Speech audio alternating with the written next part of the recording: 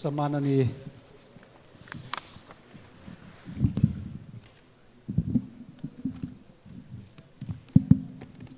सभामुख महोदय, सर्वप्रथम त नेपाली प्रजातान्त्रिक आन्दोलनका प्रणेता बीपी कोइरालाको हिजो परेको स्मृति दिवस, साथै नेपाली कम्युनिस्ट आन्दोलनका प्रणेता पुष्पलाल श्रेष्ठको आज परेको स्मृति दिवसका सन्दर्भमा दुवै नेताप्रति उच्च सम्मान व्यक्त गर्दछु। सँगसँगै हिजो मात्रै भारी मतले 2/3 बहुमतले चाहिँ विश्वासको मत प्राप्त गर्नुभएका प्रधानमन्त्री एवं मन्त्री परिषदका सदस्य साथीहरूलाई हार्दिक बधाई एवं शुभकामना व्यक्त गर्न चाहन्छु। सम्माननीय सभामुख महोदय मार्फत सम्माननीय प्रधानमन्त्रीज्यूमा मेरो प्रश्न छ। नम्बर 1, आर्थिक वर्ष 2081-82 को बजेट वक्तव्यको क्रम सङ्ख्या 83, 84 र 85 मा उल्लेख भए बमोजिम गण्डकी त्रिभुज आयोजना आर्थिक दृष्टिकोणले महत्त्वपूर्ण छ। गण्डकी त्रिभुजमा पर्ने बुटोल पोखरा कोष्ठमा सिद्धार्थ राजमार्ग सडक खण्डलाई डेडिकेटेड 2 लेनमा स्तरोन्नति गर्ने कार्य कहिलेदेखि सुरु गर्ने र कहिलेसम्म सम्पन्न गर्ने लक्ष्य सरकारले लिएको छ। साथै हिउँदमा विद्युत आयात र वर्षातमा निर्यात गर्ने व्यवस्थाको अन्त गर्दै हिउँद वर्ष निरन्तर विद्युत निर्यात गर्ने अवस्थामा पुर्याउनका लागि जलाशययुक्त जलविद्युत आयोजना निर्माण गर्नुपर्दछ। यसका लागि आँधी खोला उच्च बाँध विद्युत आयोजना पनि प्राथमिकताका साथ गर्नुपर्ने एउटा आयोजना भएकोले यस आयोजनाको वर्तमान अवस्था के हो र कहिलेदेखि सुरु गर्ने सरकारले तयारी गरेको छ। नम्बर 2, मुलुकको वर्तमान आर्थिक अवस्थालाई सुधार गर्नका लागि आर्थिक सुशासन अपरिहार्य विषय हो र आर्थिक सुशासन कायम गर्न गैर सरकारी कारोबारको अन्त्य गर्नुपर्दछ। गैर कानुनी कारोबार अन्त्य गर्नका लागि सरकारको के तयारी छ? धन्यवाद। अब सम्माननीय प्रधानमन्त्री केपी शर्मा ओलीलाई उक्त प्रश्नको जवाफ दिन अनुमति दिन्छु। सम्माननीय सभामुख महोदय, आज नेपालको लोकतान्त्रिक प्रगतिवादी परिवर्तनकारी आन्दोलनको एउटा महान हस्ती, महान योगदान गरेका व्यक्तित्व,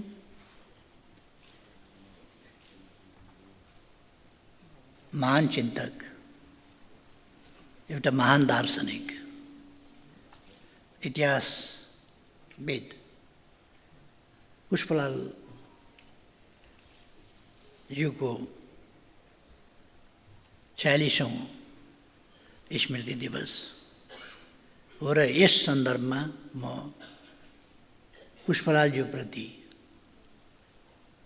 हार्दिक सम्मान र श्रद्धासुमन अर्पण गर्न चाहन्छु। मैले उहाँको थर नभनेर पुष्पलाल मात्रै भने। उहाँ जातीयता झल्किने खालका कुनै कुरा नगरेर उहाँहरूले एउटा अभियानै चलाउनु भएको थियो, नाम मात्रै लेख्ने। त्यस कारण उहाँको समयमा पुष्पलाल, सूर्यलाल, अर्कोलाल यस्ता नाम मात्रै लेख्ने, थर नलेख्ने यस्तो अभियान चलाउनु भएको थियो र उहाँले पनि त्यही अनुसार पुष्पलाल मात्रै लेख्ने गर्नुहुन्थ्यो, थर लेख्नुहुन्न थियो। त्यसकारण मैले उहाँको थर उल्लेख गरिनँ। उहाँप्रति श्रद्धासुमन अर्पण गर्न चाहन्छु।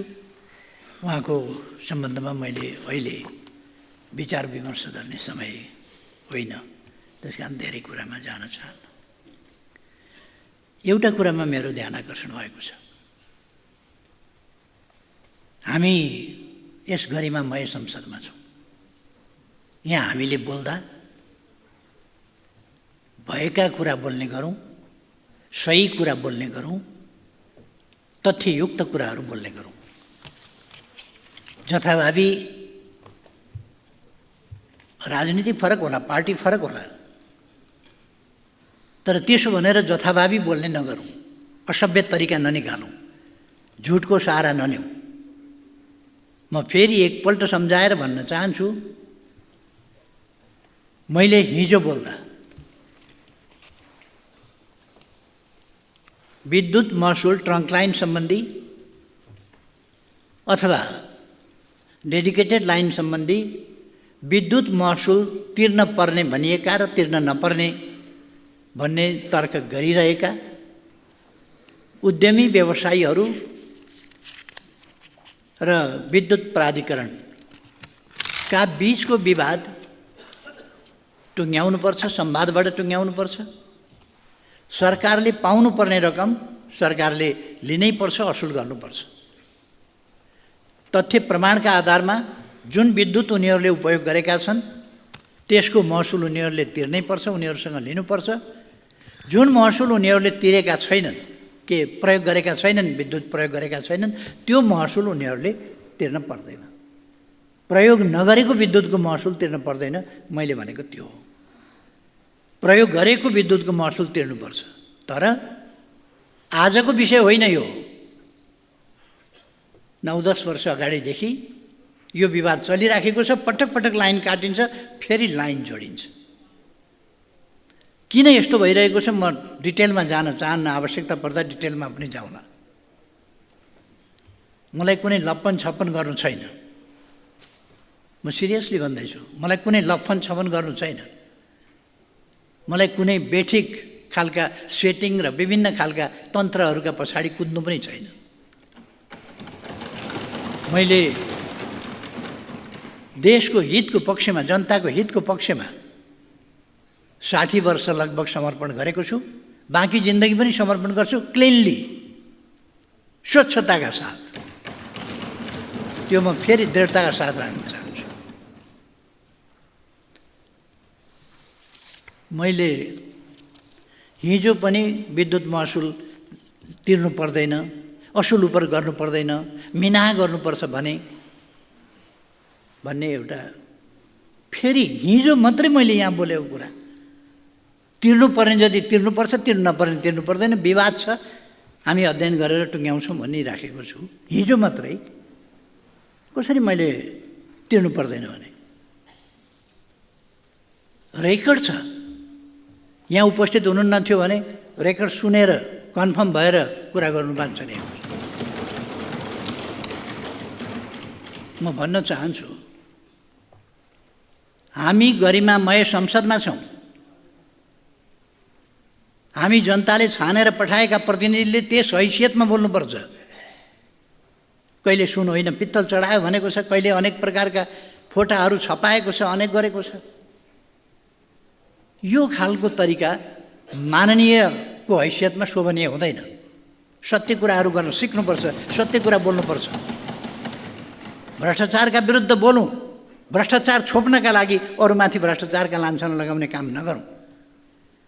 म मान्यज्यूहरूलाई भन्न चाहन्छु, हामी कुनै खेलवाड गर्न, यहाँ कुनै गालमुखाल गर्न यहाँ आएका होइनौँ। देश र जनताप्रति साँच्चैको जिम्मेवारी बोध गरेर हामी आएका हौँ र अवस्थामा परिवर्तन ल्याउँछौँ। सङ्कल्पका साथ यहाँ आएका हौँ, गर्नका लागि यहाँ आएका हौँ। प्रधानमन्त्री बनेको कसैलाई चित्त नबुझ्या हुनसक्छ, ठिक छ नि, नबन्न सक्छ। कसैलाई मर्का पनि पर्या हुनसक्छ। यो त दलीय व्यवस्था हो। त्यो कुरा राजनीतिक हिसाबले, प्रश्नहरू राजनीतिक हिसाबले नै अगाडि बढाउँ। मैले हिजो पनि भने, कुनै आवेश उत्तेजनामा हामी छैनौँ, कुनै आग्रह पूर्वाग्रहमा हामी छैनौँ, कुनै प्रतिशोधको राजनीति हामी उचितै ठान्दैनौँ, गर्दैनौँ। तर झुटा लान्छनाहरू लगातार लगाउने कुरा प्रति जवाफदेही हुनुपर्छ भन्ने कुरा चाहिँ म राख्न चाहन्छु। सभामुख महोदय, मेरो निवेदन कि यो गरिमामय सदन जस्तै होस्। हामीले सदनको मर्यादा, गरिमा, यहाँ भएका छलफल, यहाँ उठाएका विषय, यहाँ उठेका प्रश्न यति हल्का फुल्का झुटा पूर्वाग्रहीपूर्ण हुनु हुँदैन। कि सुन भनेर पित्तल चढायो भने जस्ता हावादारी कुरा यस गरिमामय संसदमा नबोलियोस् क्या, नगरियोस्। यति हल्का फुल्का बनाउनु हुँदैन हामीले यस गरिमामय संसदलाई। मैले यति मात्रै भन्न खोजेँ।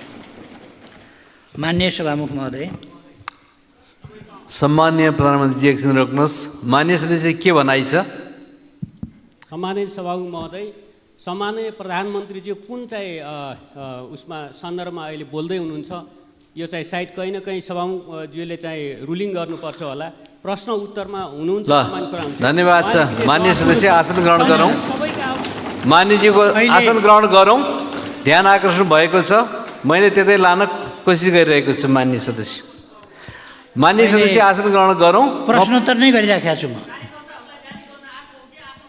कसलाई गाली गरेको छ र? मान्य सदस्य आसन ग्रहण गरौँ।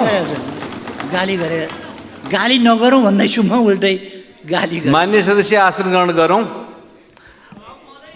प्रधानमन्त्रीजीलाई विषय केन्द्रित भएर अगाडि बढ्नको लागि म निर्देश गर्दछु। सभामुख महोदय, म बिल्कुल विषय केन्द्रित छु।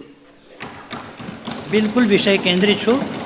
संसदमा उठेका प्रश्नहरूको लिखितको जवाब दिनुपर्ने, त्योभन्दा अगाडि अलिखित नै बिचमा बाटैमा आइपुग्यो। त्यसकारण यसो नगरौँ भन्ने मात्रै मेरो आग्रह हो। यसो नगरौँ। मैले कुनै गाली गलौज कसैलाई गरेको छैन। मैले खालि सचेत गराएको। आवेश उत्तेजनामा आउनुपर्ने कुनै आवश्यकता छैन। धन्यवाद। सभामुख महोदय, बजेट वक्तव्यमा उल्लेख भएको भरतपुर, बुटवल, पोखरा, मुगलिन, भरतपुरलाई तीनवटा कोणमा राखेर गण्डकी आर्थिक त्रिभुजको परियोजना निजी क्षेत्रसँग सहकार्यमा एकीकृत विकासको अवधारणा अनुरूप नमुना विकास अभियान सञ्चालन गर्ने गरी भनेर ल्याइएको कार्यक्रम हो। यस कार्यक्रमबाट यातायात पूर्वाधारको विकास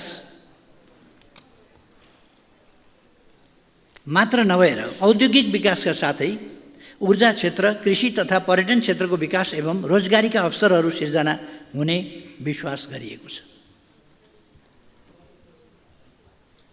प्रस्तुत गण्डकी त्रिभुज आयोजना अन्तर्गत पर्ने बुटौल, पोखरा, सिद्धार्थ राजमार्ग सडक खण्डलाई 2 लेनमा स्तरोन्नति गर्न चालु आर्थिक वर्षमा बजेट विनियोजन गरिएको छ भने सिद्धबाबा सुरुङ मार्गको कार्य अन्तिम चरणमा पुगेको छ। चालु आर्थिक वर्षको पहिलो त्रैमासिकबाटै काम गर्ने गरी बजेट कार्यान्वयन कार्ययोजना तयार भइसकेको छ। यस सन्दर्भमा साउन महिनाबाटै काम अगाडि बढाउने गरी सम्बन्धित निकायलाई निर्देशन समेत भइसकेको छ। प्रस्तुत सडकलाई सुरक्षित, छिटो गतिमा आधुनिक एवं आर्थिक करिडोरको रूपमा विकास गर्न निजी पुँजी समेत परिचालन गर्ने गरी नवीनतम विधिमा विकास सहायता समेत परिचालन गर्ने गरी प्रक्रिया अगाडि बढाइएको समेत जानकारी गराउन चाहन्छु। यसमा यद्यपि यो त्रिभुज गण्डकी आर्थिक त्रिभुज परियोजना भन्ने जुन छ यो कति पर्याप्त अध्ययन,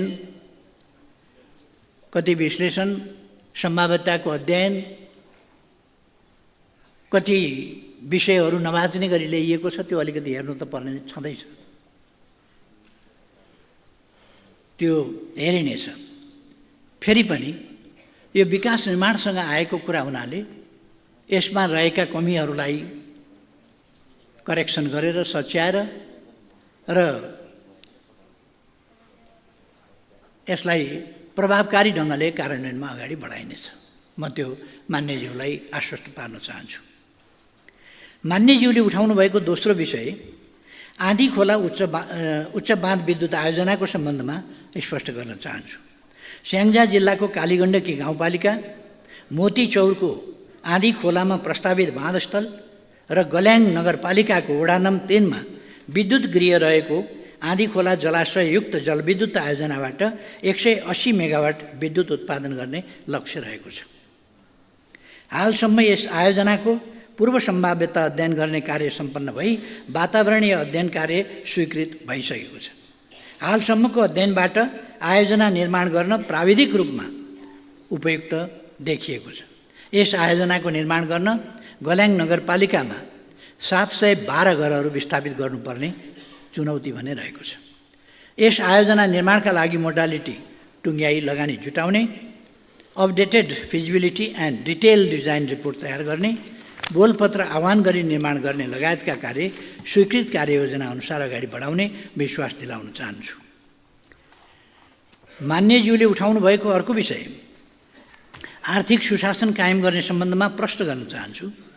वित्तीय अपराधको प्रभावकारी नियन्त्रणका लागि जोखिममा आधारित मूल्याङ्कन प्रणाली अवलम्बन गर्ने, अधिक जोखिम रहेका क्यासिनो, बहुमूल्य धातु, सहकारी, घर जग्गा, विप्रेषण र बैंकिङ क्षेत्रको सघन सुपरिवेक्षण गर्ने व्यवस्था मिलाइनेछ भने भ्रष्टाचारमा शून्य सहनशीलताको नीति अनुरूप भ्रष्टाचारको दृष्टिले उच्च जोखिमका क्षेत्र पहिचान गरी नियन्त्रणका लागि एकीकृत रूपमा प्रवर्धनात्मक, निरोधात्मक तथा उपचारात्मक उपाय अवलम्बन गरिनेछ।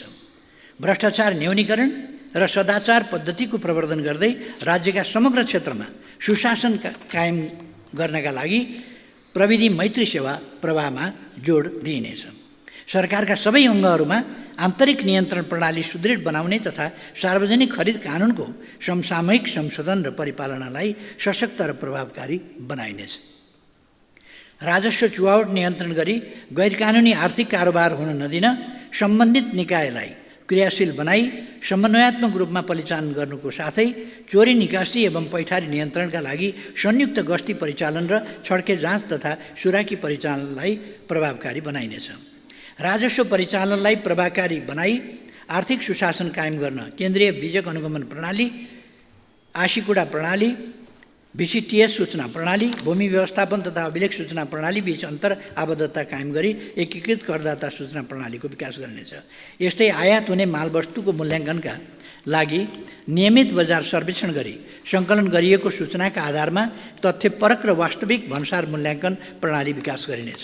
स्रोत परिचालनको दबावलाई न्यूनीकरण गर्न राजस्व परिचालनका अन्य क्षेत्र परिचालन गरी राजस्वको दायरा विस्तारलाई थप प्रभावकारी बनाइनेछ। आन्तरिक ऋणलाई समेत पुँजीगत प्रकृतिका ठूला पूर्वाधार निर्माणमा केन्द्रित गर्दै जाने व्यवस्था मिलाइनेछ। आर्थिक क्रियाकलापमा आएको सुस्ततालाई सम्बोधन गर्नुपर्ने अवस्था रहेको छ। विगत वर्षमा विधि प्रक्रिया पूरा गरी कार्य सम्पन्न गर्ने क्रममा विधि सम्मत रूपमा सृजित दायित्व यकिन गरी चालु आर्थिक वर्षभित्र भुक्तानी गर्ने व्यवस्था मिलाइनेछ। चालु आर्थिक वर्षको मौद्रिक नीतिलाई थप लचिलो बनाई मुलुकको व्यावसायिक वातावरणमा थप सुधार गरिनेछ। मिटर ब्याज, सहकारी, लघुवित्तका क्षेत्र तथा क्रिप्टोकरेन्सीको प्रयोग तथा हुन्डी लगायतका माध्यमबाट ठगीका घटना बढ्दै गएकाले यस प्रकारका आर्थिक अपराधका घटनामा विद्यमान स्रोत साधन र उपलब्ध जनशक्तिबाट प्रभावकारी रूपमा अनुसन्धान गरी दोषीलाई कारबाहीको दायरामा ल्याइनेछ। धन्यवाद। अब अर्का प्रश्नकर्ता मान्य दीपक बहादुर सिंहलाई समय दिन्छु। सम्मान्य सभामुखज्यू, सम्मान्य प्रधानमन्त्रीज्यू,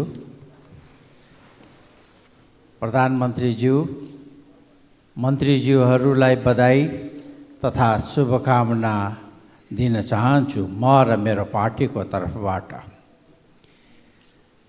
सम्मान्य प्रधानमन्त्रीज्यू, तपाईँ प्रधानमन्त्री भएको बेला कालापानी, लिपुलेक र लिपियाधुरा सहितको भूभाग समेटेर जो नेपालको चुच्चे नक्सा जारी गर्नुभएको थियो, हामी नेपालीहरू विचार बेग्लै भए पनि हामीले सोचेका थियौँ बल्ल एउटा राष्ट्रवादी प्रधानमन्त्री यो देशले पाएको छ।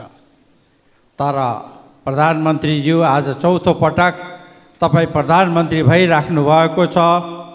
अहिलेसम्म ती भूभागहरू नक्सामा मात्र सीमित भएको छ। नेपाली जनतालाई तपाईँको यो कार्यकालमा ती भूभागहरू नेपालको अधीनमा स्वामित्वमा आएको 3 करोड नेपाली जनताहरूले हेर्न चाहिराखेको छ। त्यो चाँडोभन्दा चाँडो नेपालको अधीनमा ल्याउनको लागि तपाईँको नीति, योजना, कूटनीतिक कला र के छ प्रधानमन्त्रीज्यू, त्यो तिथि, मिति र समय बताइदिनको लागि अनुरोध गर्छु। साथै अहिले देशमा व्यापक रूपमा भ्रष्टाचारले ज्वरो गाडिसकेको छ। हरेक तह र हरेक क्षेत्रमा भ्रष्टाचारको सीमा नागिसकेको छ। त्यसलाई नियन्त्रण गर्न सक्ने आँट, साहस, हिम्मत र कला पशुपतिनाथले हाम्रो प्रधानमन्त्रीलाई दियोस् भन्ने म प्रार्थना गर्न चाहन्छु। यही सन्दर्भमा सयौँ काण्डहरू देशमा भइराखेको छ। त्यो मध्येमा जम्मा 4वटा काण्ड म यहाँहरूको अगाडि प्रधानमन्त्रीज्यूको अगाडि पस्किन गइराखेको छु, जो जनताको मन मस्तिष्कमा गाँजिरहेको छ, हरेक नेपालीका आँखाले हेर्न चाहिराखेको छ। अब हाम्रो प्रधानमन्त्रीले यो काण्डमा कस्तो निर्णय गर्नुहुनेछ भन्ने। 1. नेपाललाई तस्करहरूको केन्द्र बनाउने सुनकाण्ड, जसमा नेपालका ठुल्ठुला नेतादेखि व्यक्तिहरू मुछिएका छन्, त्यसको अन्तिम जडसम्म पुगेर कसरी पुग्ने हो प्रधानमन्त्रीज्यूलाई थाहा नै छ। अब के हुन्छ, निर्णय के हुन्छ, ती राष्ट्रद्रोहीहरूलाई के सजाय दिने हो, त्यो के हुन्छ भन्ने नेपाली जनताले खोजेको छ। अर्को, नेपाललाई लाखौँ गरिब जनताहरूको सहकारीमा राखेको पैसा, अरबौँ रुपियाँ बर्मलुट गरेकालाई पर्दाफास गर्न जनताहरूले जम्मा गरेका पुँजी बचत रकम जनतालाई कहिले फिर्ता गर्न सकिन्छ, त्यसको जवाफ जनताले मागिराखेको छ। सहकारीमा कुनै एउटा मात्र पार्टीको नाम यही हाउसमा पटक पटक आइराखेको छ, तर जति ठुल्ठुला पार्टी छन् त्यति नै मान्छे सहकारीमा मिसिएको त्यो विभिन्न सहकारीको डाटाबाट थाहा भइसकेको छ। त्यसको जवाफ जनताले माग्न चाहिरहेको छ। गिरीबन्धु टी स्टेट सरकारको सम्पत्ति हो। अब सरकारले यसलाई कसरी सट्टा भर्नाको माध्यमबाट कि त्यो भेगमा उद्योग धन्दा कल कारखाना र नगर विकासको परिधारणा गरिकन एउटा सिटी डेभलप गर्ने हो, त्यो अदालतले निर्णय गरिसकेको हुनाले त्यसमा चाहिँ त्यतातिर पनि ध्यान दियोस् र प्रधानमन्त्रीज्यूको के विचार छ त्यो पनि जनताले जान्न चाहन्छ। अर्को कुरो, हिजो भर्खर यही सदनमा उपसभामुखज्यूको बारेमा विभिन्न कुराहरू हाम्रै अगाडि गर्दाखेरि मैले यही टिभीमा देखेको थिएँ, आँखाभरि आँसु राखेर। एउटा सोसल फिल्डमा काम गरेको एउटा महिला जनजातिको लागि चाहिँ त्यस्तो गर्नु उचित थिएन सब प्रधानमन्त्रीज्यू। आज उहाँले त खाली माननीय सदस्य प्रश्न सकियो, अलिकति बाँकी छ सभामा। त्यो लेखेर दिएकै प्रश्न हो। यो भुटानी शरणार्थीमा त्योभन्दा पनि खतरनाक छ। यही जवाफ माग्नको लागि म प्रधानमन्त्रीज्यूलाई। माननीय सदस्य लिखित प्रश्न बाहिर नजाउँ। ल अब सम्माननीय प्रधानमन्त्रीज्यू जवाफ दिनुहोस्।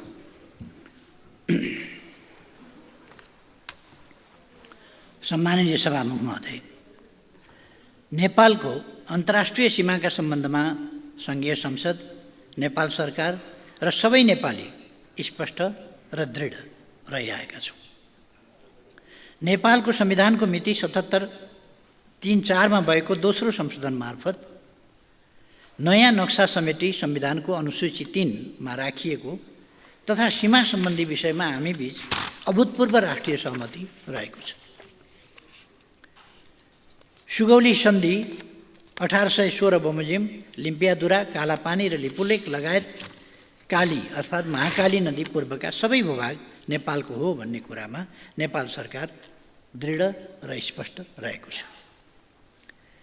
उच्चस्तरीय भ्रमणहरूका अवसरमा नेपाल र भारतका प्रधानमन्त्री बीच भएको भेटवार्तामा समेत सीमा सम्बन्धी विषयलाई स्थापित कूटनीतिक संयन्त्रहरू मार्फत समाधान गर्ने गरी अगाडि बढ्ने समझदारी भएको छ।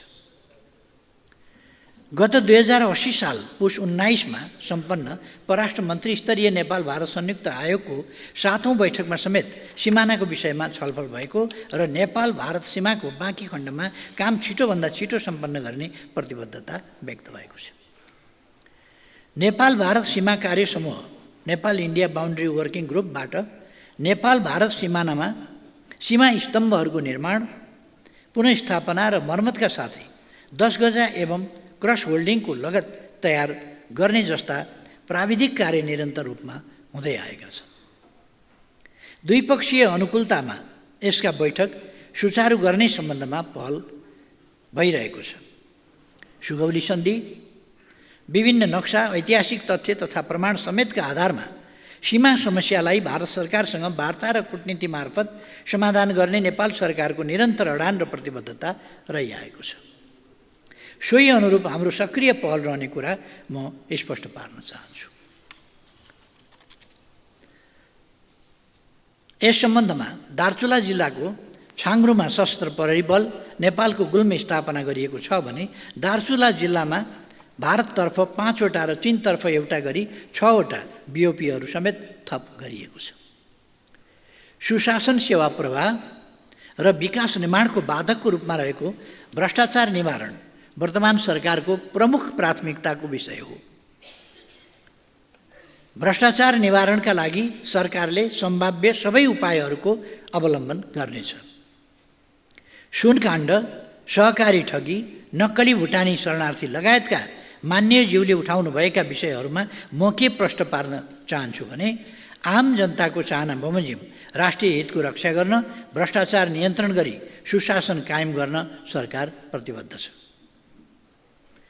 ठुला साना जोसुकै भए पनि दोषीलाई कानुनी दायरामा ल्याइने प्रतिबद्धता व्यक्त गर्न चाहन्छु। यस सम्बन्धी कतिपय विषयहरू न्यायिक निकायहरूमा विचाराधीन समेत रहेकाले सोही बमोजिम न्याय निरूपण हुनेछ। र म थप के भन्न चाहन्छु भने कुनै पनि प्रकारको भ्रष्टाचार सम्बन्धमा मुलायजा गरिने छैन, कुनै पनि दल विशेष भनेर हेरिने छैन, छुट्याइने छैन, कोही पनि भ्रष्टाचार गर्ने व्यक्तिका अनुहार हेरिने छैन। अनुहार नहेरिकन व्यवहार हेरेर कारबाही गरिनेछ। यसमा म गरिमामय संसदका सबै मान्य सदस्यज्यूहरूलाई ढुक्क रहन आग्रह गर्न चाहन्छु। धन्यवाद। अब प्रश्नकर्ता माननीय सदस्य डाक्टर धवल शमशेर जङ्गबहादुर राणा। सम्मान्य सभामुखज्यू, सम्मान्य प्रधानमन्त्रीज्यू, तपाईँलाई र तपाईँको मन्त्री परिषदको सफलताको शुभकामना गर्दै मैले त भ्रष्टाचारकै विषयमै सवालहरू राखेको थिएँ, तपाईँबाट त्यसको जवाबहरू आइसकेको छ। तैपनि म केही लेखेकै कुरामा थप्न चाहन्छु। यो आजको दिनमा नेपालमा राजनीति र राजनीति गर्ने नेताहरूलाई कस्तो दृष्टिकोणले जनताले हेर्छ, यो दृष्टिकोणलाई सुधार गर्नको लागि हामीले 2046 सालबाट नेताहरूको सम्पत्ति छानबिन गरेर दोषीलाई कारबाही गर्न पर्ने आवश्यकता छ। प्रधानमन्त्रीज्यू, र प्रतिष्ठित ठाउँमा पद ओगटेका नेताहरूले अकुत सम्पत्ति कमाएको कहाँबाट आयो भन्ने कुरालाई छानबिन गर्नुभयो भने धेरै नेताहरू जेल जान्छन्। यो विषयमा प्रधानमन्त्रीज्यू गम्भीर हुनुहुन्छ भनेर मैले विश्वास लिएको छु। संविधानलाई नि के सकारात्मक रूपमा परिवर्तन गर्ने भनेर भन्नुभएको छ, त्यो पनि तपाईँले गर्नुहुन्छ भन्ने विश्वास लिएको छु। र भ्रष्टाचारकै विषयमा कुरा गर्दाखेरि हिजो मात्रै यो गरिमय सदनभित्र एकजना पूर्व मन्त्री, हालका सांसदले आफ्नो छोराको सर्टिफिकेटलाई टेकुमा गएर इक्विभलेन्स गर्दाखेरि दिनभरि उहाँलाई झुल्यायो, लट्क्यायो र 5 बजे बज्न लागेपछि 5,000 रुपियाँ बिचौलियालाई दिएपछि उहाँको काम कागज तुरुन्तै हातमा आयो।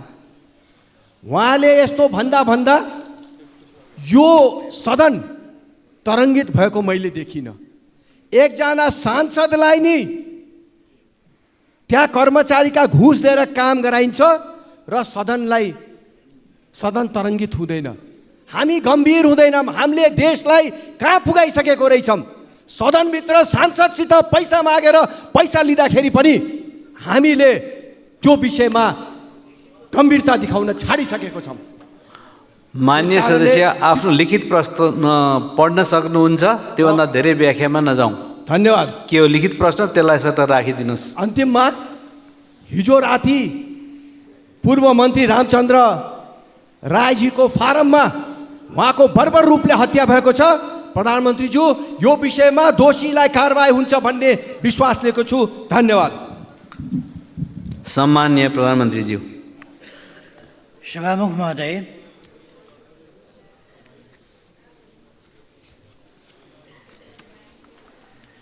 जनजीविकाका सवालमा केन्द्रित भएर कार्य सम्पादन गरी सुशासन कायम गर्दा मात्रै सरकारको कार्य सम्पादनप्रति आम जनताको विश्वास अभिवृद्धि हुनेछ।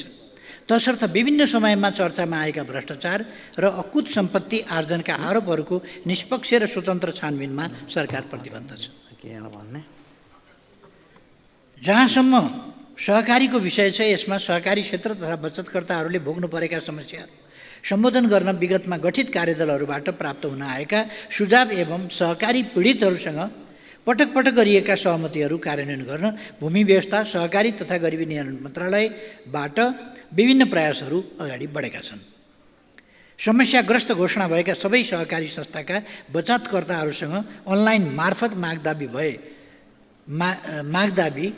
माग गरिए बमोजिम 59,587वटा मागदाबी निवेदन प्राप्त भएको र 35,51,72,35,000 रुपैयाँ बराबरको दायित्व यकिन गरिएको छ। सहकारी कर्जा असुली न्यायाधिकरण, कर्जा सूचना केन्द्र र सहकारी बचत तथा कर्जा सुरक्षण कोष स्थापना गर्ने प्रक्रिया अगाडि बढाइएको छ र बजेट समेत सुनिश्चित गरिएको छ। सहकारी नीतिको परिमार्जन मस्यौदा तयार गरिएको छ। सहकारी ऐन 2074 को संशोधन मस्यौदा तयारीको चरणमा रहेको छ। मान्यज्यूले उठाउनु भएको अर्को विषय संविधान संशोधनसँग सम्बन्धित रहेको छ। संविधान संशोधन राष्ट्रिय आवश्यकता र राष्ट्रिय हितलाई मनन गरी राजनीतिक दलहरूबीच राष्ट्रिय सहमति जुटाउँदै अघि बढाइने विश्वास दिलाउन चाहन्छु। संविधान संशोधनको विषय कसैको लहरको विषय होइन र यो समयको माग, देशको आवश्यकताका लागि हो भन्ने कुरा मैले हिजो पनि भने, फेरि दोहोऱ्याउँछु। वर्तमानमा देखिएका समस्या सम्बोधन गरी संविधानलाई अझ जीवन्त बनाउन र देशलाई स्थायित्व र समृद्धिको मार्गमा अगाडि बढाउन सरकारमा रहेका र नरहेका सबै दलहरूसँग छलफल र परामर्श गर्दै यस कार्यलाई अगाडि बढाउने विश्वास दिलाउन चाहन्छु। मान्यज्यूले उठाउनुभएका अन्य विषयका सम्बन्धमा पूर्व प्रश्नकर्ता मान्यज्यूहरूको उत्तरमा समेत यी कुराहरू स्पष्ट पारिसकेका छु।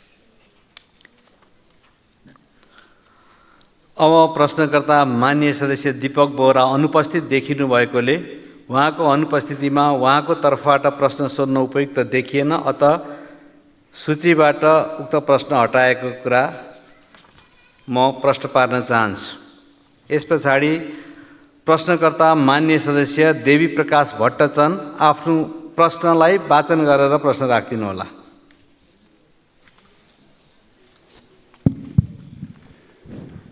सम्माननीय सभामुख महोदय, सम्माननीय प्रधानमन्त्रीज्यू समक्ष जिज्ञासा र प्रश्न।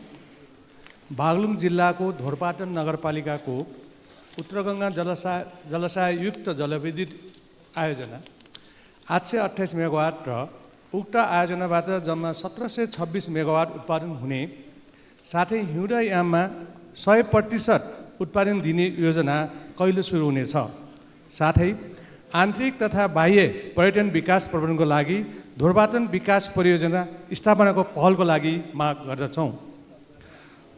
मुस्ताङ जिल्लाको लोमनथाङमा लम्बाइ 10 किलोमिटर, चौडाइ 4 किलोमिटर भएको उत्कृष्ट युरेनियमको भण्डार रहेको प्रारम्भिक अध्ययनले देखाएकोमा सोको उत्खनन प्रक्रिया कहिलेदेखि अगाडि बढ्छ? उक्त युरेनियम भण्डारबाट प्राप्त हुने आयस्रोतबाट स्थानीय सरकारलाई अत्याधिक रकम छुट्याई परम्परागत ढाँचाको बसोबास निर्माण गर्न स्थानीयवासीको माग रहेको अवगत गराउन चाहन्छु। यसै गरी नेपाली मालवाहक पानी जहाज अन्तर्राष्ट्रिय समुद्र मार्गमा सञ्चालन गर्नको लागि संसदमा पेश भएको विधेयक विगत 4 वर्ष यता अल्पत्र अवस्थामा रहेकोले सो विधेयक कहिलेदेखि छलफलमा लाई पास गर्ने सरकारको योजना छ? सम्मानीय प्रधानमन्त्रीज्यू जवाफ दिन सक्नुहुन्छ। सम्मानीय सभामुख महोदय, उत्तर गङ्गा जलाशययुक्त जलविद्युत आयोजना पहिले नेपाल विद्युत प्राधिकरणको आयोजना विकास विभाग अन्तर्गत रही सोही विभागबाट सम्भाव्यता अध्ययन, वातावरणीय प्रभाव मूल्याङ्कनको काम भएको थियो। हाल उत्तर गङ्गा जलाशययुक्त जलविद्युत आयोजना स्पेसल पर्पस भेहिकलको रूपमा विकास गर्न 2074 सालमा उत्तर गङ्गा पावर कम्पनी लिमिटेडको स्थापना गरी कार्य अगाडि बढाइएको छ। हालसम्म आयोजनाको सम्भाव्यता अध्ययन सम्पन्न गरिएको, वन तथा वातावरण मन्त्रालयबाट वातावरणीय प्रभाव मूल्याङ्कन स्वीकृत भइसकेको, जग्गा अधिग्रहणको लागि प्रक्रिया अघि बढाइएको छ। विद्युत उत्पादन अनुमति पत्रको लागि विद्युत विकास विभागमा आवेदन दिइसकिएको छ। हाल एनईए इन्जिनियरिङ कम्पनी मार्फत आयोजनाको review of feasibility study and basin and intervention option स्टडीको कार्य भइरहेको छ। एनईए इन्जिनियरिङ कम्पनी मार्फत आयोजनाको review of feasibility study and in basis and intervention option स्टडीको अन्तिम प्रतिवेदन प्राप्त भएपछि कन्स्ट्रक्सन मोडालिटी र फन्डिङ मोडालिटी निर्क्युल गरी आगामी 4 वर्षभित्र आयोजना निर्माण सम्पन्न गर्ने लक्ष्य रहेको छ।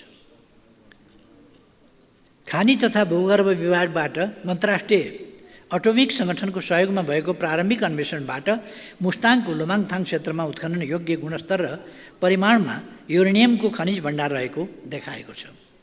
युरेनियम रणनीतिक खनिज भएकोले यसको उत्खनन पूर्व केही कानुनको सुधार, प्रयोगशालाको स्तरोन्नति, जनशक्ति विकास सँगसँगै गरी विस्तृत अन्वेषण र औद्योगिक उपयोगको मोडालिटी र सङ्गठन ढाँचा तय भए पश्चात मात्र उत्खनन गर्न सकिने देखिन्छ। यस कामको सन्दर्भमा पहिले नै म प्रधानमन्त्री दोस्रो कार्यकालमा हो क्यार म प्रधानमन्त्री भएको बेला होइन, पहिल्यै कार्यकालमा म प्रधानमन्त्री भएको बेला मैले त्यहाँ अन्वेषण गर्ने र त्यहाँ युरेनियम छ कि छैन भनेर पत्ता लगाउने काम गरेको थिएँ र त्यहाँ युरेनियम छ भनेपछि त्यसको सुरक्षाको, त्यस क्षेत्रको युरेनियम क्षेत्रको सुरक्षाको जिम्मा नेपाली सेनालाई लगाइएको थियो। त्यो ठाउँ सुरक्षित छ र त्यसको विधि पुर्याएर मैले यहाँ भने जस्तै यसको विस्तृत अन्वेषण र औद्योगिक उपयोगको मोडालिटी र सङ्गठन ढाँचा तय भएपछि मात्रै उत्खनन गर्न सकिने देखिने कुरा मैले निवेदन गरेकै छु। पानी जहाजको सञ्चालन तथा व्यवस्थापन सम्बन्धी कानुनलाई संशोधन र एकीकरण गर्न बनेको विधेयक नेपाल सरकार मन्त्री परिषदबाट मिति 81/3/27 संसदमा पेश गर्ने प्रयोजनार्थ स्वीकृत भई संसदमा पेश गर्ने प्रक्रियामा रहेको जानकारी गराउँदछु। अब प्रश्नकर्ता माननीय सदस्य दिलेन्द्र प्रसाद बडुलाई आफ्नो प्रश्न राख्न अनुमति दिन्छु।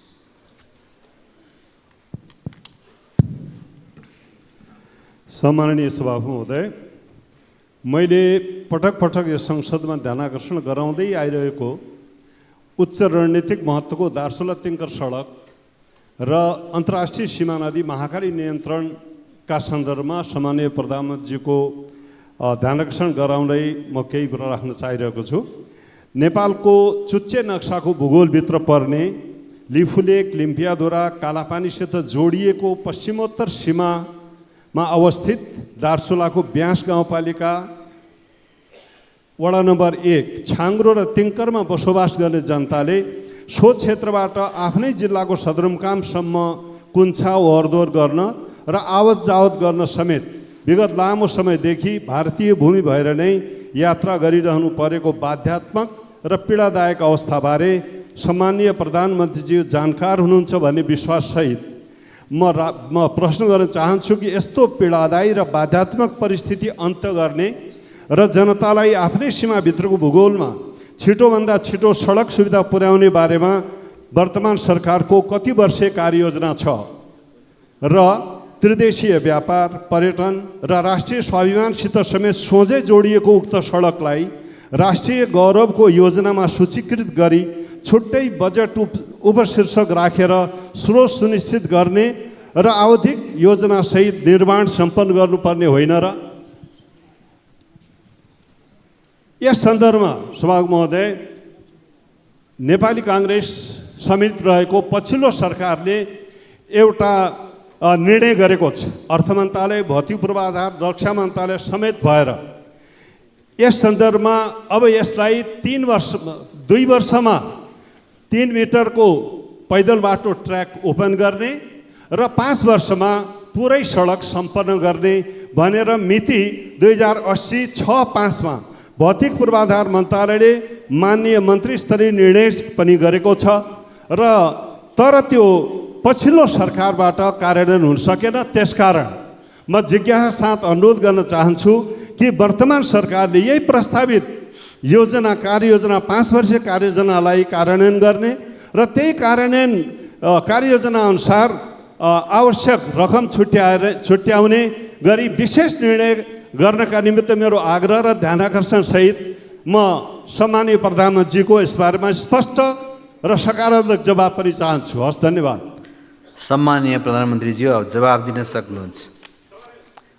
अर्को छ? अझै छ? ल, राख्नुहोस्। सडकको सन्दर्भमा भयो। अब अर्को चाहिँ मैले महाकाली नदीको सन्दर्भमा नदी नियन्त्रणका सम्बन्ध राखेको छु। महाकाली नदी नियन्त्रणको सम्बन्ध, अब महाकाली नदी भारत र नेपाल दुवैको अन्तर्राष्ट्रिय सीमा नदी हो। यसमा भारततर्फ र हाम्रोतर्फ 2017 सालको बाढीले धेरै ठुलो कटान गर्यो र हाम्रो सदरमुकामको धेरै ठुलो हिस्सा काटिएर नदीले केही बगायो भने केही इन्डियासित मिसिन पुगेको अवस्था परियो। त्यस अवस्थालाई ध्यानमा राखेर त्यहाँ 2017 सालमै महाकाली नदी नियन्त्रण आयोजनाको गृहयोजना सुरु भयो। तर त्यसको काम पुरा नहुँदै त्यहाँबाट त्यो आयोजनाको कार्यलाई अन्यत्र हटाउने काम भयो, जसले गर्दा अहिले पनि त्यहाँ तीव्र कटान भइरहेको छ र उतातिर भारततर्फ भने अझै पनि त्यो नदी नियन्त्रणमा काम धमाधम भइरहेछ र त्यसले अझ हामीतिर बहाव आउन सक्ने खतरा छ। त्यसकारण सभामुख महोदय, यस अफिसलाई अन्तर्राष्ट्रिय सीमा रक्षा र आफ्नो भूमिको रक्षा गर्ने महत्त्वपूर्ण काम भावनाले यो आयोजनाको कार्यालय फेरि पुनर्स्थापन दार्चुलामा गर्नका लागि म सम्माननीय प्रधानमन्त्रीजीकोबाट म सकारात्मक जवाब चाहन्छु। यो मेरो ध्यानाकर्षण होस्। धन्यवाद। सम्माननीय प्रधानमन्त्रीजी, जवाब दिन सक्नुहुन्छ।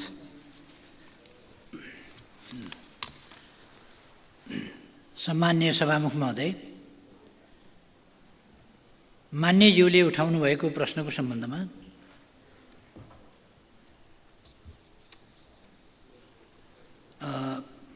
पूर्व प्रश्नकर्ता मान्यज्यूहरूको उत्तरका सन्दर्भमा समेत मैले प्रष्ट धारणा राखिसकेको छु।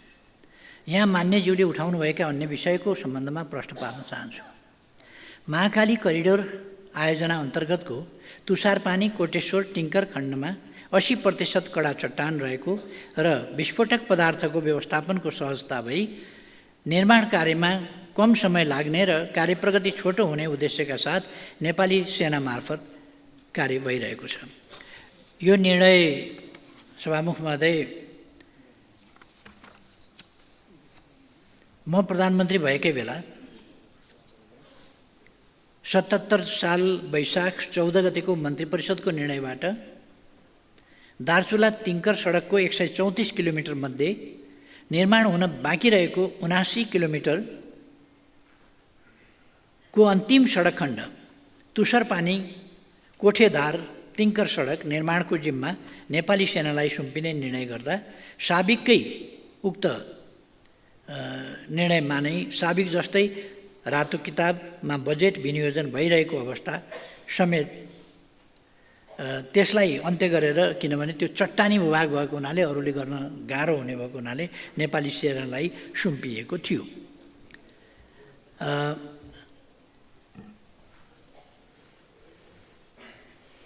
र त्यसलाई सकेसम्म छिटो प्रगति गराउने उद्देश्यका साथ काम अगाडि बढाइएको छ। बढाइने कुरा म मान्यज्यूलाई आश्वस्त पार्न चाहन्छु। छुट्टै बजेट शीर्षकको सन्दर्भमा रक्षा मन्त्रालयबाट कार्यान्वयन भइरहेको तराई मधेस द्रुत मार्ग बाहेक अन्य कुनै पनि नेपाली सेनाले निर्माण गर्ने सडकमा छुट्टै बजेट उपशीर्षक कायम भएको अवस्था छैन। तथापि यथेष्ट बजेट विनियोजनका सन्दर्भमा भने बजेट अभावका कारण कार्य प्रगतिमा कुनै कमी हुन नदिने नेपाली सेनाबाट माग भए बमोजिम नै विगतमा पनि बजेट व्यवस्थापन भएको र भविष्यमा समेत बजेट कमी हुन नदिने विश्वास म व्यक्त गर्न चाहन्छु। सङ्घको कार्यक्षेत्र रहेका सुदूरपश्चिम प्रदेशको पहाडी क्षेत्रमा सिँचाइ र नदी नियन्त्रणका कार्यहरू प्रभावकारी रूपले सम्पादन गर्न दार्चुलाबाट बैतडीको पाटनमा कार्यालय स्थानान्तरण गरिएको थियो। तटबन्ध निर्माण कार्यान्वयन एवं आवश्यक अनुगमनका लागि सम्पर्क कार्यालय र केही प्राविधिकहरू दार्चुलामा पनि राखिएको छ। साथै बैतडी स्थित कार्यालयले पनि यस सम्बन्धी कार्य गर्ने जानकारी गराउन चाहन्छु। यति नै ठिक छ। अब प्रश्नकर्ता मान्य सदस्य दुर्गा राईलाई प्रश्न राख्न अनुमति दिन्छु।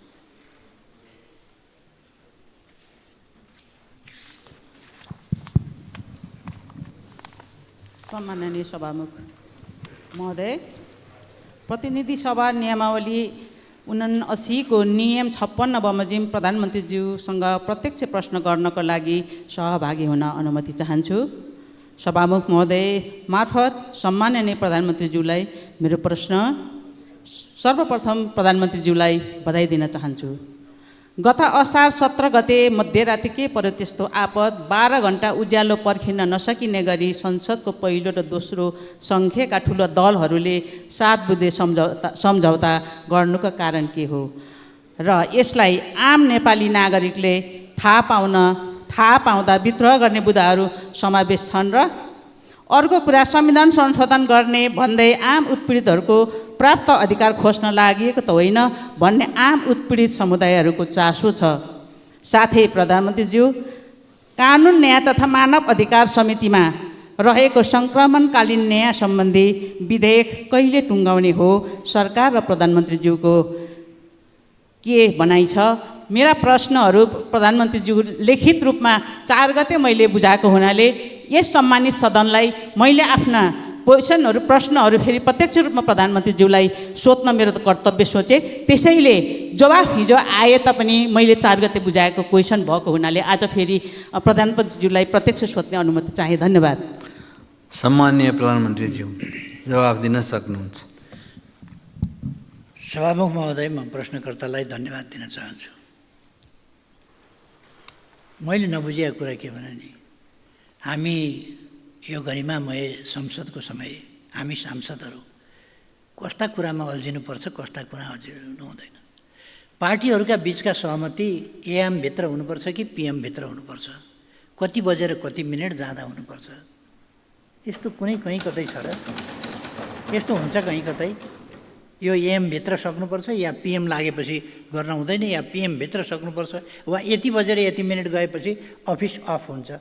पोलिटिकल पार्टीहरूको अफिस अफ हुँदैन, पोलिटिकल एक्टिभिटीको अफिस अफ हुँदैन, घडीको अफिस पनि अफ हुँदैन, समयको गति पनि अफ हुँदैन। त्यसकारण यो समय गतिशील समय छ। त्यति बेला थकाइ लागेकाहरू सुत्छन्, दिउँसो पनि सुत्छन् नि, थकाइ नलागेकाहरू बस्छन्, काम पनि गर्छन्, लेखकहरू बस्छन्, चिन्तकहरू बस्छन्, अरू पनि बस्छन्, विचार विमर्श गर्नेहरू पनि बस्छन्। त्यसकारण यस्तो सानोतिनो कुराहरूमा टाउको दुखाएर समय खेर फाल्नु म कुनै आवश्यकता देख्दिनँ। आम नेपाली नागरिकले थाहा पाउँदा विद्रोह गर्ने कुराहरू पनि समावेश छन् र भनेर हिजो त भनिसकेँ त मैले। त्यसपछि त मैले बुझाउनु भएको छ प्रश्न। हिजो मैले भनिसकेँ के छन्, 7वटा जवाब मैले त भनिसकेँ। बुदामा के छ त 7वटा बुदामा? सबै देशका लागि, जनताका लागि, जनताको हितमा। अब कसैलाई त मर्का पर्या हुनसक्छ, मैले अघि नै भने, कसैलाई मर्का पर्या हुनसक्छ, त्यो बेग्लै कुरा हो। तर यो देशको जनताको हितको पक्षमा छ, त्यो प्रतिबद्धताका साथ यो गरिएको हो। अब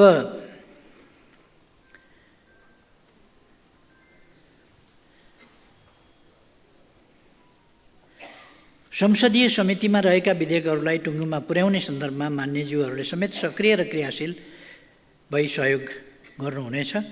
सरकारको यस सम्बन्धमा पूर्ण सहयोग र पूर्ण ध्यान रहनेछ। म यति मान्यजीलाई आश्वस्त पार्न चाहन्छु। अब प्रश्नकर्ता मान्य सदस्य दीपक गिरी प्रश्न राख्नुहोस्।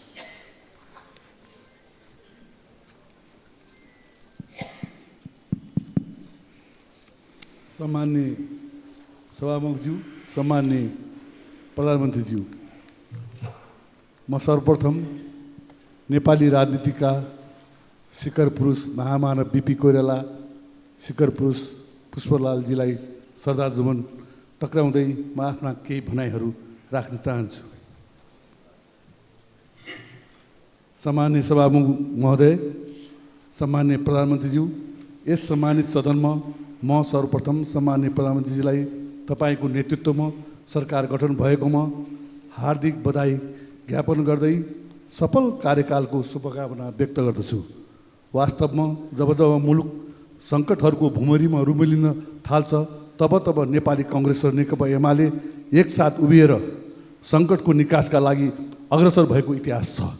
यस्ता सङ्कटकालीन अवस्थाहरूमा राज्यले अभिभावकको जिम्मेवारीपूर्ण भूमिका निर्वाह गर्नुपर्नेमा राजनीतिक खिचातानीमै हामी अल्झ्यौँ। त्यसो त गत निर्वाचनमा नेपाली काङ्ग्रेस यो देशको प्रमुख दलका रूपमा निर्वाचित जनताले चुने र दोस्रो दलका रूपमा एमाले भयो र तेस्रो दलका रूपमा नेकपा माओवादी रहन पुग्यो। अत सरकार सञ्चालनका लागि कसैको बहुमत नपुग्दा मुलुकको प्रमुख दल कहिले प्रतिपक्षमा बस्नुपर्ने त कहिले तेस्रो दलले नेतृत्व गरेको सरकारमा सामेल हुनुपर्ने संसदीय अभ्यासको हामीले सामना गर्नु पर्यो। प्राविधिक रूपमा जे जस्तो रहे पनि यस्तो अभ्यासले हाम्रो संसदीय प्रणालीको खिल्ली उडारेको हामी सबैले अनुभव गरेकै हो। यस्तो राजनीतिक अस्थिरताका कारण सरकारले जनजीविकाका सवालमा प्रभाव गर्नुपर्ने सेवाहरूमा तदारुकता नहुनु स्वाभाविक थियो र यस्तो हुँदा संसदीय लोकतन्त्रप्रति नै प्रश्न गरेर जनतामा भ्रम सृजना गर्नेहरूको खेती क्रमशः सुरु हुँदै गर्दा संसदीय लोकतन्त्र समावेशीकरण र खास गरी परिवर्तित प्रणालीको रक्षाका लागि मुलुकका प्रमुख दल एक ठाउँमा उभिन जरुरी थियो। हाल ढिलै भए पनि राजनीतिक कोषले एउटा उचित मार्ग पहिलाएको छ। यसका लागि पनि म शुभकामना दिन चाहन्छु। सम्माननीय सभामुख महोदय, म प्रधानमन्त्री समक्ष मेरो केही प्रश्नहरू राख्ने अनुमति चाहन्छु। गत असार 28 गते त्रिशुलीमा 2वटा यात्रु बस दुर्घटना भएको खबरले देश शोकमग्न बनेको छ भने अझै यात्रुहरूको अवस्था अज्ञात छ। यस सन्दर्भमा प्रधानमन्त्रीज्यू मार्फत म यो जान्न चाहन्छु कि सार्वजनिक यातायात तथा सडक सुरक्षा सुनिश्चित गर्न सरकारको नीति के छ? नेपालमा कति यात्रुवाहक सवारी साधनहरू सञ्चालित छन्? ती सबै सडकहरूको अवस्था मापदण्ड अनुसार छ कि छैन? सडकमा चल्ने सवारी साधनको यान्त्रिक अवस्था के कस्तो छ? कुन खालको सडकमा कस्ता वाहनहरू चल्न अनुमति छ? यस्ता विषयहरू नागरिकसँग प्रत्यक्ष सरोकार राख्ने विषय भएकोले उपयुक्त अनुसार यातायात व्यवस्थापन र नियमन गर्ने निकायहरूको कार्यक्षमता र कार्यकुशलता आजको अवस्था अनुसार छ कि छैन? मेरो दोस्रो प्रश्न छ, एमसिसी कार्यान्वयन भएको 1 वर्ष हुन लाग्दैछ। 5 वर्षभित्र सक्नै पर्ने शर्त हामीले स्वीकार गरेका छौँ। यही सदनबाट हामीले पारित गरेका छौँ। 1 वर्षको प्रगति कस्तो छ? यही गतिमा काम गरेर हामी 5 वर्षभित्र काम सक्छौँ त? हामीले स्वीकार गरेका शर्त अनुसार देश हितमा विकासलाई गति दिने कि नेपालीहरू आफैले स्वीकार गरेको शर्तमा काम गर्न सक्दैनन् भन्ने इमेज बनाउने? यदि हामीले काम गर्न सकेनौँ भने यस्ता सहयोगहरू भविष्यमा पाउन अप्ठ्यारो पर्ला कि भन्ने विषयमा प्रधानमन्त्रीको जवाब सुन्न चाहन्छु। धन्यवाद। जय नेपाल। सम्माननीय प्रधानमन्त्रीज्यू जवाब दिन सक्नुहुन्छ। सभामुख महोदय, म प्रश्नकर्ता मान्यज्यूलाई धन्यवाद भन्न चाहन्छु। गत असार 28 गते त्रिशुलीमा भएको यात्रु बस दुर्घटनामा परेर हराएका 62 जनामध्ये हालसम्म 25 जनाको शव फेला परेको छ। त्यसमध्ये 18 जनाको शनाखत भएको छ भने 7 जनाको शनाखत हुन बाँकी रहेको छ। आजको मितिमा नेपाली सेना 14 जना, नेपाल प्रहरी 56 जना र सशस्त्र प्रहरी बल नेपालका 126 जना गरी 197 जना सुरक्षाकर्मीले खोजी कार्य गरिरहेका छन् भने श्रावण 5 गतेदेखि 12 जना भारतीय गोताखोरहरू समेत परिचालन गरिएको छ। शवहरू बगेर भारतीय भूमिमा समेत पुगेको अनुमान गरिएकाले भारतको पश्चिम चम्पारण स्थित स्थानीय प्रशासन मार्फत शव खोजीका लागि भारतीय दूतावास मार्फत अनुरोध गरिएको छ। फेला परेका 25 शवहरू चितवन, नवलपरासी पूर्व, नवलपरासी पश्चिम र भारतीय भूमिमा समेत फेला परेका छन्। बस दुर्घटना भएको स्थल र सोको आसपासको क्षेत्रलाई मुख्य केन्द्रबिन्दु बनाई खोजी कार्य गरिएको छ भने नदीले बगाएका शवहरू भेटिन सक्ने सम्भावित स्थलहरू चितवन, नवलपरासी पूर्व, नवलपरासी पश्चिम र भारतको पूर्वी चम्पारणसम्म खोजी कार्य भइरहेको छ। धमिलो पानी, नदीको उच्च भाव गति र 30-40 मिटर गहिरो नदीका कारण खोजी कार्यमा अपेक्षित सफलता मिल्न सकेको छैन।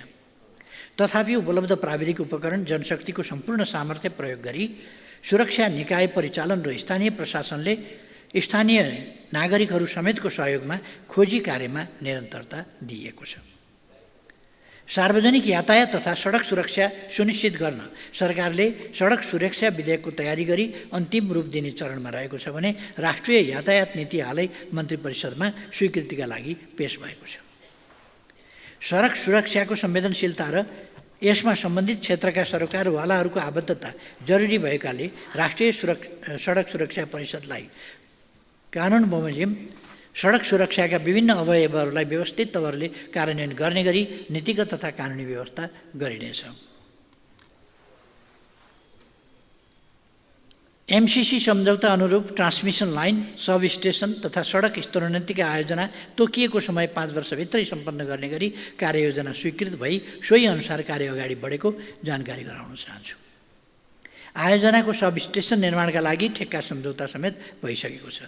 ट्रान्समिसन लाइनको सम्बन्धमा एउटा खण्डको ठेक्का सम्झौता हुने चरणमा पुगेको छ भने बाँकी काम तीव्र रूपमा अगाडि बढेको छ। एमसीसीबाट प्राप्त हुने अमेरिकी डलर 500 मिलियन बराबरको रकम सम्झौता अवधिभित्र पुरै उपयोग गर्ने गरी वित्तीय योजना ढाँचा कार्यान्वयन हुनेछ। प्रस्तुत आयोजना सम्पन्न भए पश्चात नेपालको ऊर्जा क्षेत्रको विकासमा विशेष योगदान पुग्नेछ भने सडक स्तरोन्नतिमा नयाँ प्रविधि हस्तान्तरण हुने समेत जानकारी गराउन चाहन्छु। अब प्रश्नकर्ता माननीय सदस्य दिनेश कुमार यादव प्रश्न राख्नुहोस्।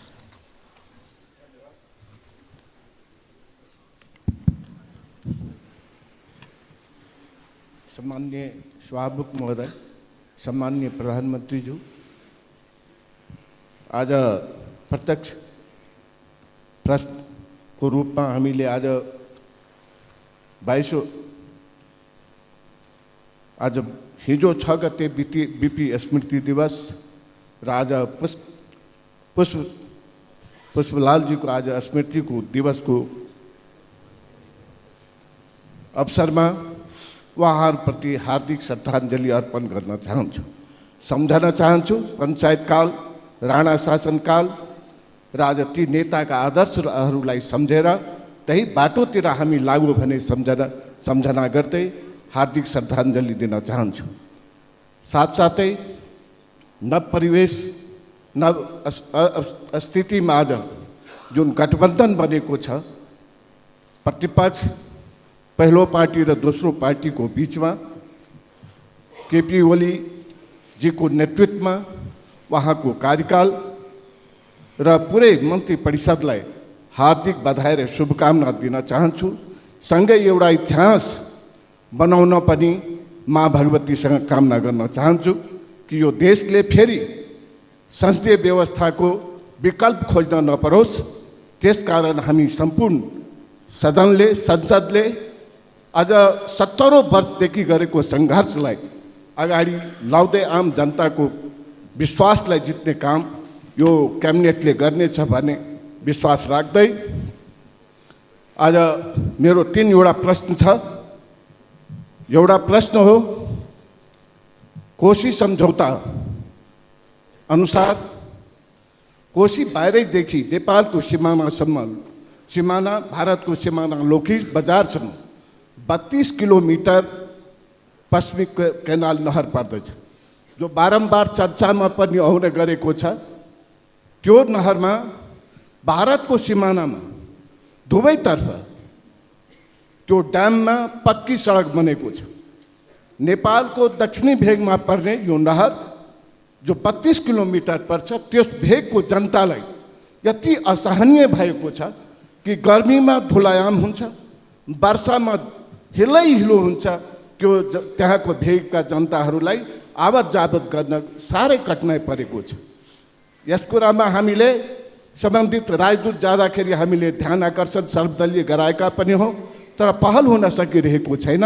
त्यसकारण मेरो सम्माननीय प्रधानमन्त्रीसँग आग्रह छ कि यसमा यो कोशी सम्झौता अनुसार नै पहल गर्नको लागि, कूटनीतिक पहल भारतसँग गर्नको लागि मेरो हार्दिक अनुरोध छ। दोस्रो, 70 जिल्लालाई हामी पहिला सगरमाथा अञ्चल भन्ने गर्थ्यौँ, जसको सदरमुकाम राजविराज थियो। सोलुदेखि राजविराजसम्म हामीले पहिला पनि धेरै प्रयास गरेको कि यो सडक सगरमाथासँग जोडेर 70 को भारतको सिमानासँग एउटा सडक कायम होस्। तर धेरै प्रयासहरू भयो, धेरै सरकारको कार्यक्रमहरूमा, तर हुन सकेन। तर अहिले हुलाकी सडक अन्तर्गत यो सडकलाई विगत वर्षमा गाईघाटदेखि लिएर भारतको बनिनिया सीमासम्म लगभग 30 किलोमिटर पर्छ, जसको हुलाकी सडकले अर्थ मन्त्रालयमा स्वीकृतिको लागि फाइल पेश गर्दा त्यो हुन सकेन।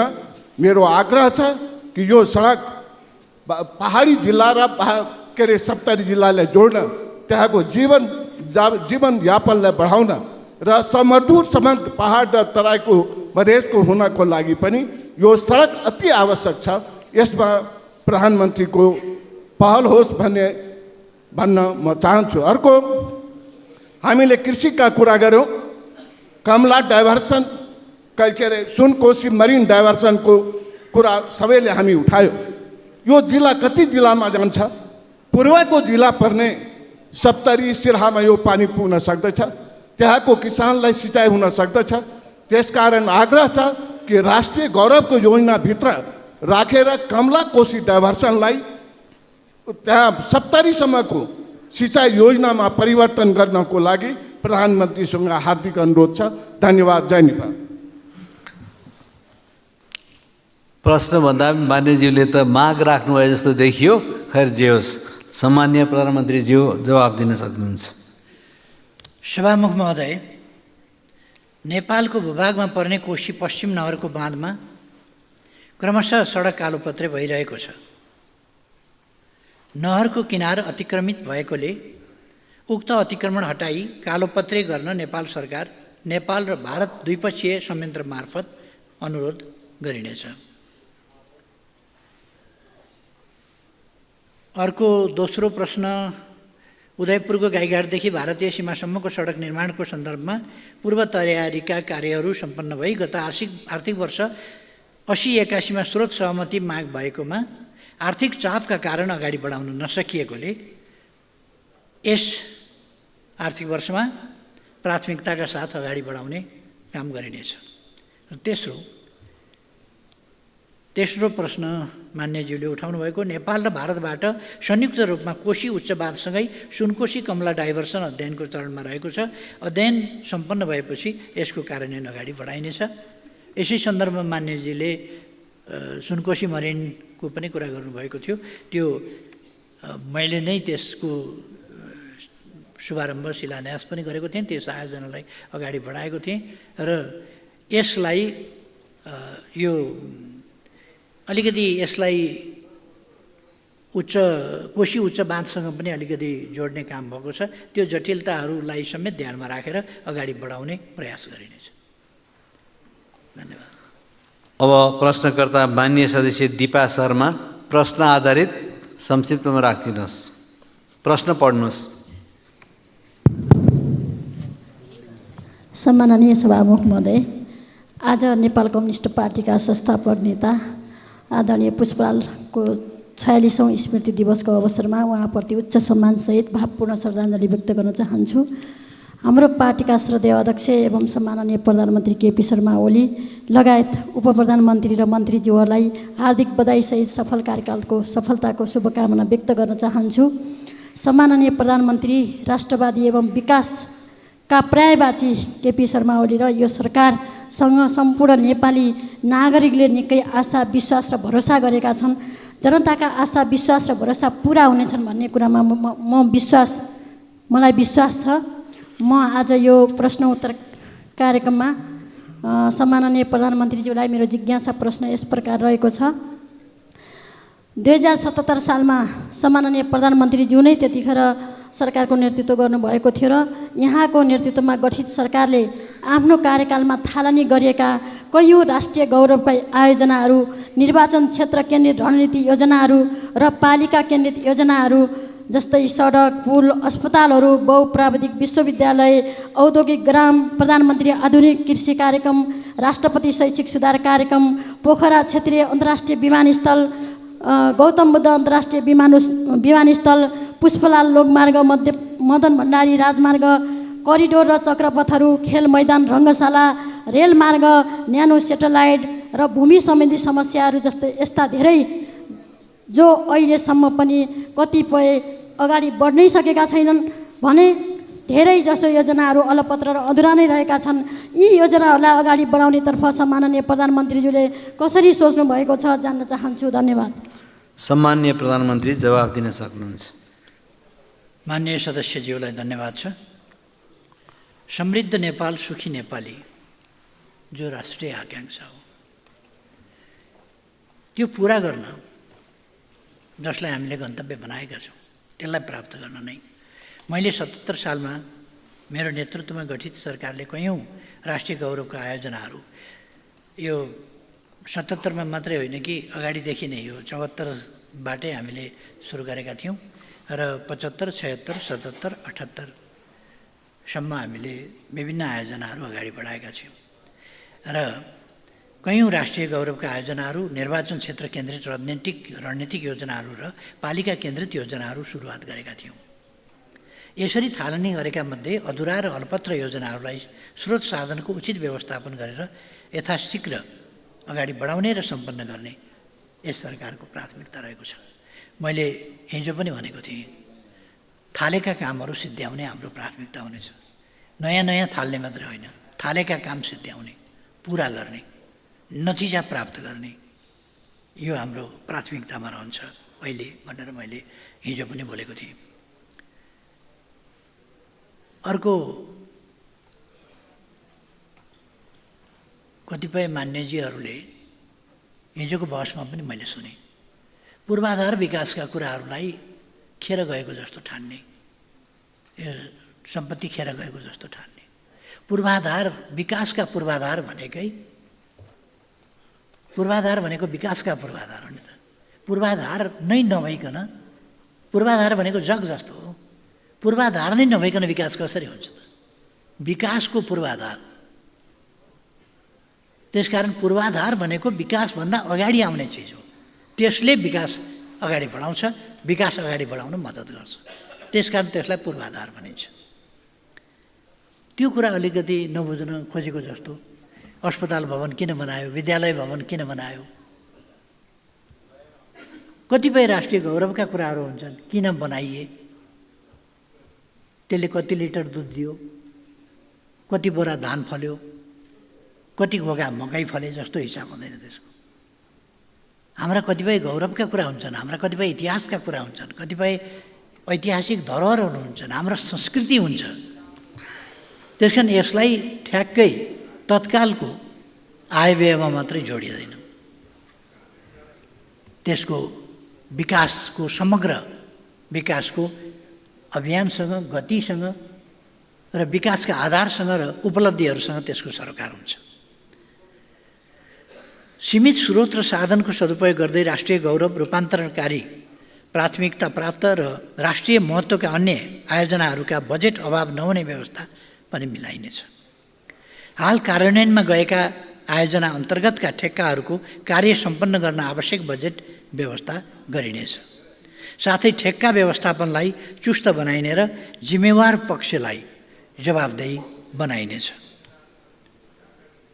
आज 10 जना मान्यहरूले लिखित प्रश्न पठाउनु भएको भए पनि 1 जना प्रश्नकर्ता अनुपस्थित रहनुभयो। 9 जना मान्यज्यूहरूले प्रश्न गर्नुभयो। मैले सबै मान्यज्यूहरूका सबै प्रश्नहरूको जवाफ उपयुक्त ढङ्गले दिएको छु भन्ने ठानेको छु र म सबै प्रश्नकर्ता मान्यज्यूहरूलाई र सबै प्रश्नोत्तर कार्यक्रममा सहभागी सबै मान्यज्यूहरूलाई पनि धन्यवाद भन्न चाहन्छु। सभामुख महोदयले समय दिनुभएकोमा धेरै धेरै धन्यवाद।